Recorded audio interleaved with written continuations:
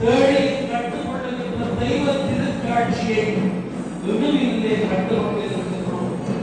இடரினும் தளரினும் எனது குறுநோய் தொடரினும் உனது கடல் தொழுதெழுது என்று ஞான சம்பந்தர் பாடினார். என்ன இடம் வந்தாலும் என்ன தளர்ச்சி வந்தாலும் தெய்வத்தை கும்பிடுவதை விட எங்களுக்கு என்ன வழி?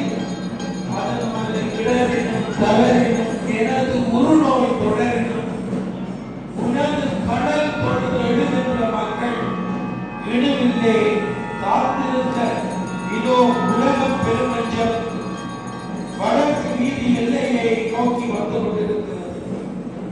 6 வாரம் அண்ணனின் பெருமையை 6 வாரம் அகலமும் நிகழவும் பேரவையா பெருச்சுடர் ஒன்று அதன் பேரவையானை விளம்புகிறேன் என்று திருக்குறள் பாடியது போல எல்லை இல்லாத பெருமைமிக்க முருகப் பெருமான், எல்லோருக்கும் அருள் செய்கின்ற கந்தவள் பெருமான், கற்பக தெருவாக இருக்கின்ற அந்த வெற்றி பேராயிரம் ஞானமே வடிவமாக இருக்கின்ற முருகன், அந்த அற்புத குதிரைகள் அந்த திருமஞ்சத்திலே அழகாக காட்சி அளிக்க தங்க பீடம் ஏறி வருகின்றான்.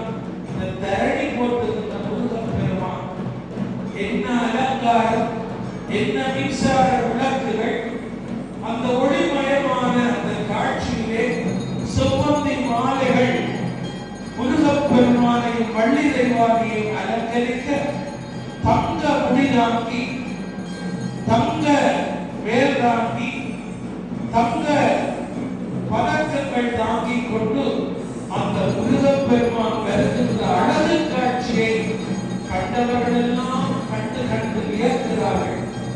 முருகனுக்கு எத்தனை ஆபரண